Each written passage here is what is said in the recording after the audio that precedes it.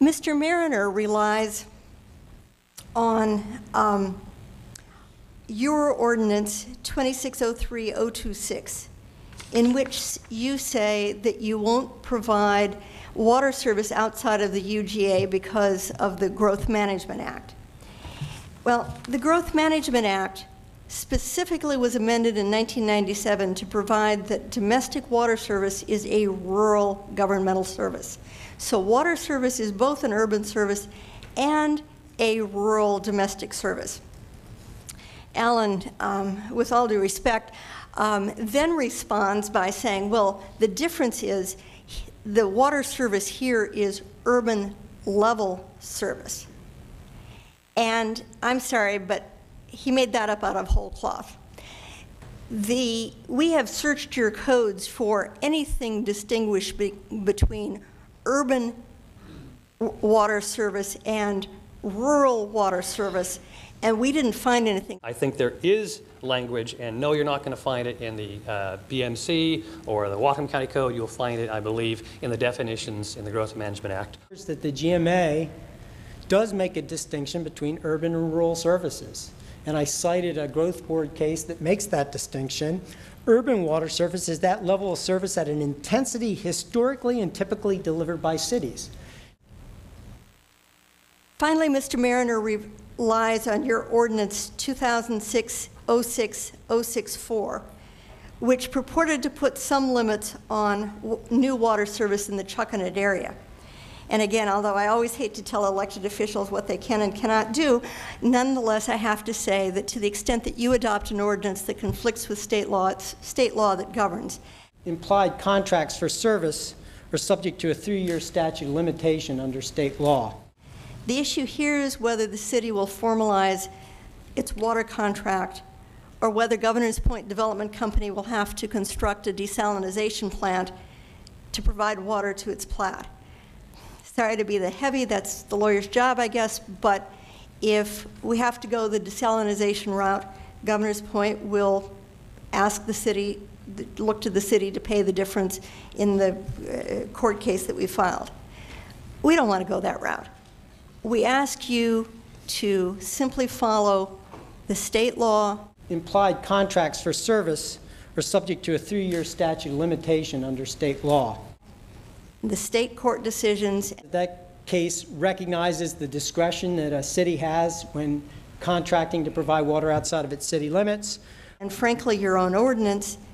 Chapter 1532 of the Municipal Code specifically provides the city with the authority to withhold the provision of water services outside of corporate limits unless it is in the best interests of the city, not in the best interests of a developer. And remand this to the staff for preparation of the reports required by Section 1536-090 and to bring forward to you a contract for your review and approval. Thank you. And we'll all be glad to take questions if you have any. If this was a desirable, logical, or realistic place to build houses, it would have been done 40 years ago. No means no, and the city has been consistently saying no to providing water to Governor's Point for the last 20 years. They are using these terms like we're not asking for an expansion of service. Well, new development demands expansion of service, whether or not you need to lay the pipes in the ground. I want to quickly loop back, because I just found it striking, to Michael Chavarrio's comment earlier this evening about what wealth and privilege gets you. And I noticed that wealth and privilege got the Celine family 45 minutes of the public's time. We are still just getting to start to speak. So I mean, it's like if a neighbor comes over to ask to borrow a cup of sugar one day, and you say fine, and the next day they bring a semi-truck in and said, yesterday you gave us a cup of sugar, now we want a semi-truck. So what part of no does the developer believe created an implied contract against a municipal entity? I pay my water bill every month. I'd like to request a 1,000-fold increase in my water capacity, or else I'll sue you. You're running out of back doors and loopholes to get through urban development. So I think it's completely inappropriate, and even all the loopholes that are provided in the GMA do not apply to this particular property. You are deciding about whether or not you're comfortable with asking the public to continue to subsidize private development in areas where it does not belong, because that subsidy occurs every day in the cost of extending those water services, sewer services, roads, schools, you name it, and we, the taxpayers, end up having to pay for that at a time when we already have budget deficits. But I also feel a little bit bad for the Celine family because they were given a gift. This gift is the geologic equivalent to the Hope Diamond. It's majestic because of its entirety, not made more awe-inspiring because of how many little pieces it can be cut up into. Rural development includes the development of a rural economy where people live and work in a rural area, and in other words, the people who live there are actually working in that area. The protection of the rural areas is in part to protect a resource-based industry. That resource is our land. The Governor Point developers are wasting the city's time and resources paid for by the general public to pursue what is clearly a frivolous claim for self-serving purposes. Please uphold Public Works' denial of water rights. Thank you. And some of those visual displays of the green of Chuckanut Mountain and Larrabee State Park coming down to the blue water of the bay with Clark's Point and Governor's Point embracing Dot Island and Seagull Rocks, that's a vision. Thank you.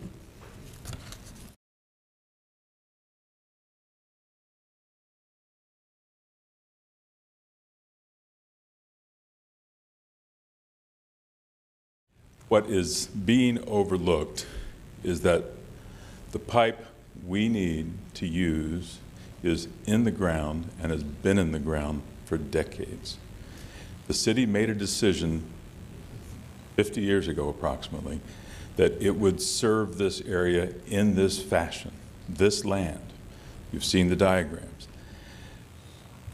The city's not being asked to extend a pipe even 1 foot. I would make the point that pipes don't equate to water, and not all pipes are our pipes. So I don't think that necessarily means that we have to provide something because pipes are there. The city's not being asked to do anything except carry out literally a 50-year-old decision. And the 1950s are not the same as the 2000s, which is where we are today. The financial cost of this letting more water go through the pipe can be looked at. The notion that there'll be subsidy of this project is really far-fetched. If we have to go the desalinization route, Governor's Point will ask the city, look to the city to pay the difference in the court case that we filed. They have filed the lawsuit and they're seeking $2.8 million, at least $2.8 million in damages. It will be the state of the art, regardless of whether it's city water or water from a desalinization plant. If we have to go the desalinization route, Governor's Point will ask the city, look to the city to pay the difference in the court case that we filed. The zoning that's in place today allows this project. A new application could be filed today under that zoning. It hasn't been invalidated. So what we ask, and all we ask, is that you follow the ordinance, that you respect the decades of history, the decisions that have been made, the facts, including the pipe in the ground, and you have your staff evaluate it to see if there are technical reasons that would prevent the service, if there are impacts that need to be specially mitigated. We're on board to do that. We would rather do that than have to go to the expense of the desal plant. If we have to go the desalinization route, Governor's Point will ask the city, look to the city to pay the difference in the court case that we filed.